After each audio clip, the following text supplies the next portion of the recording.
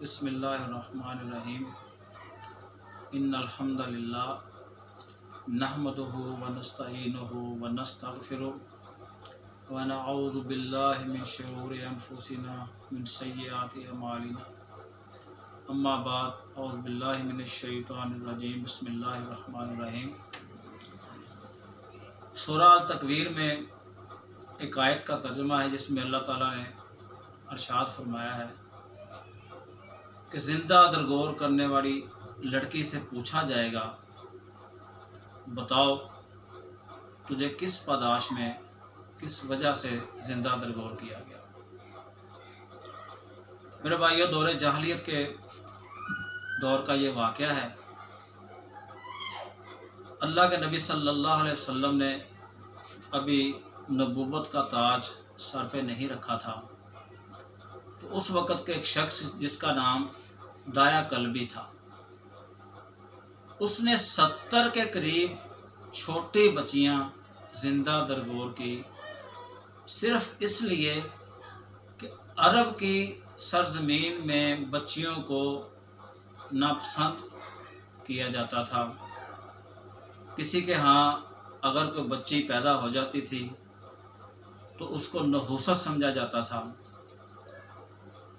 جس کی وجہ سے یہ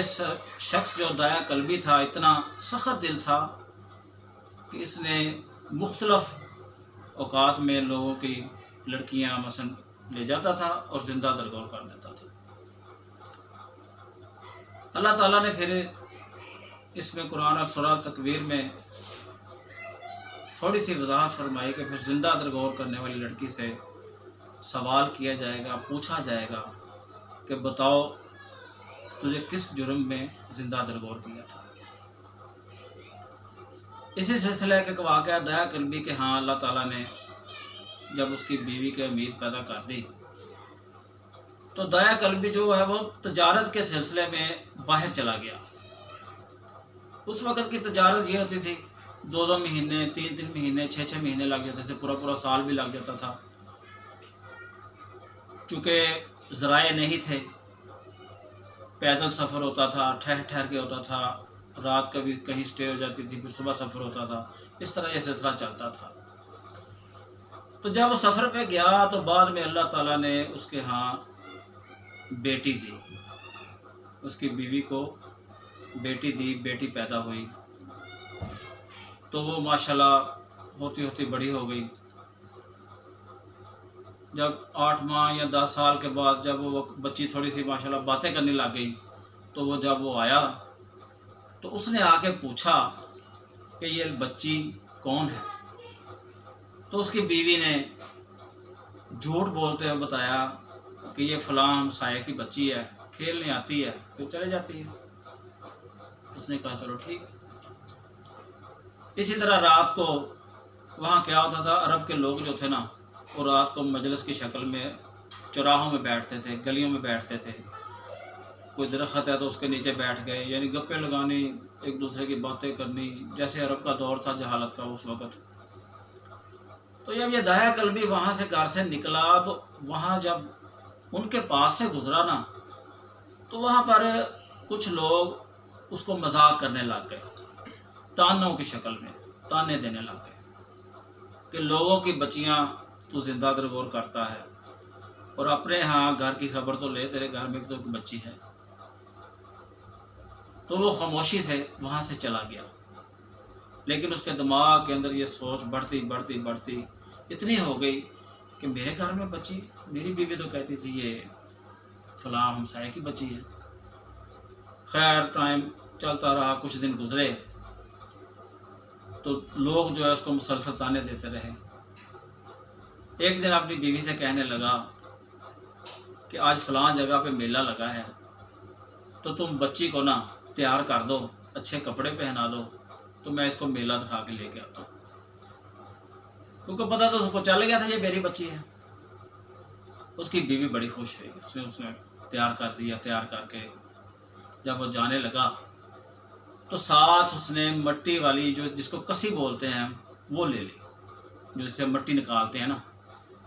ٹویا وغیرہ نکالنے کے لیے، تو وہ ساتھ لے لی تو بچی جو ہے وہ مختلف سوالات کر رہی ہے کہ ابا جی یہ کیا کرنا ہے، ابا جی یہ کس لیے لیا ہے، مگر اس کے دماغ میں ایک ہی چیز پھنسی ہوئی تھی کہ بچی کو زندہ درگور کر دینا ہے، یہ بچی میری ہے، مجھے تانے ملتے ہیں، یعنی اس کو بچیوں کو نحوست سمجھا جاتا تھا۔ خیر وہ جب گیا تو ایک جگہ پہ اس نے نا ایک گھڑا نکالنا شروع کیا۔ اب بچی جو ہے وہ اپنے چھوٹے چھوٹے ہاتھوں سے وہ گھڑے سے مٹی نکال رہی ہے، تو خیر اتنا ہو گیا کہ جس سے بچی جو ہے نا اس کے اندر چلی جائے۔ جب گڑھا مکمل ہوا تو اس نے اس بچی کو اس کے اندر دھکا دیا، اور دھکا دینے کے بعد اس نے مٹی ڈالنی شروع کر دی۔ اب بچی جو ہے وہ اس کی منتیں کر رہی ہیں کہ ابا جی آپ ایسا نہ کریں، ابا جی آپ ایسا نہ کریں، میں آپ سے کوئی چیز نہیں لوں گی، میں آپ سے کوئی چیز مانگوں گی نہیں، آپ مجھے کپڑے نہ دینا، آپ یہ یعنی جو بھی اس سے ہو سکا بچی نے بہت منتیں اور ترلے کیے، لیکن اس کے باپ کی آنکھوں کے آگے بالکل اندھیرا پڑا ہوا تھا، اس نے اس کو کر دیا۔ خیر جب گردن تک مٹی آ گئی تو اس بچی نے پھر کہا کہ ابا جی کل قیامت کے دن میں اللہ سے پوچھوں گی کہ تم نے مجھے کیوں زندہ درگور کیا تھا۔ یہ سلسلہ اتنا بڑا، پھر وہ خاموش اور چپ چپ رہنے لگا۔ جب یہ بچی کے الفاظ اس کے دماغ میں آتے، ذہن کے اندر آتے، تو وہ پریشان ہو جاتا۔ اسی سلسلے میں رسول اللہ صلی اللہ علیہ وآلہ وسلم کے پاس چلا گیا تو اللہ کے نبی صلی اللہ علیہ وسلم سے کہا کہ یا رسول اللہ مجھے اس بات کی ضمانت دیں کہ میرے گناہ جو ہیں یہ سارے کے سارے اللہ معاف کر دے گا، کیونکہ وہ جو آخری بچی نے الفاظ کہے ہیں وہ میرے کانوں میں اس طرح گونجتے ہیں کہ مجھے بہت زیادہ پچھتاوا ہوتا ہے اور اللہ کا ڈر اور خوف میرے اندر آ جاتا ہے۔ تو آپ مجھے اس بات کی ضمانت دیں کہ مجھے اللہ تعالیٰ معاف فرما دیں گے۔ اللہ کے نبی صلی اللہ علیہ وسلم فرمایا ہے دایا قلبی تو نے کون سا ایسا جرم کیا ہے، مجھے سناؤ۔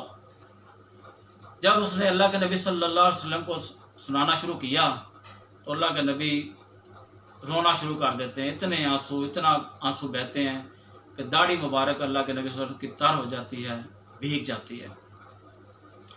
جب واقعہ ختم ہوا تو اللہ کے نبی صلی اللہ علیہ وسلم فرمایا دایا قلبی مجھے دوبارہ پھر سناؤ۔ پھر سنانا شروع کیا، شروع سے لے کر آخر تک۔ تو اللہ کے نبی صلی اللہ علیہ وسلم روئے جا رہے ہیں اور واقعہ سنتے جا رہے ہیں۔ جب دوسری دفعہ ختم ہوا تو اللہ کے نبی فرمایا کہ دایا قلبی پھر دوبارہ سناؤ۔ پھر تیسری دفعہ سنا۔ سننے کے بعد اللہ کے نبی صلی اللہ علیہ وسلم فرمایا کہ دایا قلبی اگر تو سچے دل سے توبہ کرتا ہے اور اس نیت پہ آیا کہ اللہ مجھے معاف کر دے تو انشاءاللہ اللہ ضرور معاف فرما دیں گے، تمہارا واقعہ تمہارا کام بہت دردناک ہے۔ خیر اس نے سچے دل سے توبہ کی۔ پھر سلسلہ اس طرح چلا کہ ایسی توبہ اللہ نے قبول کی اور اس نے ایسی توبہ کی، پھر ثابت قدم رہا تو اللہ کا فرشتہ جبریل علیہ السلام اس کی شکل میں وحی لے کے آنے شروع کر دیا۔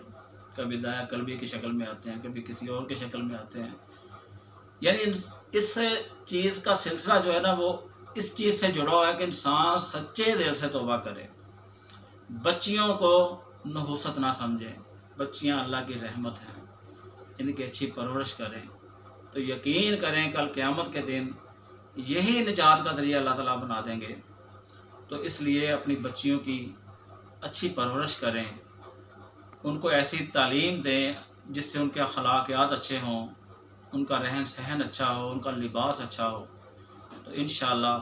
امید ہے اللہ تعالیٰ راضی بھی ہو جائے گا اور معاف بھی فرما دے گا۔ وما علینا الا البلاغ المبین۔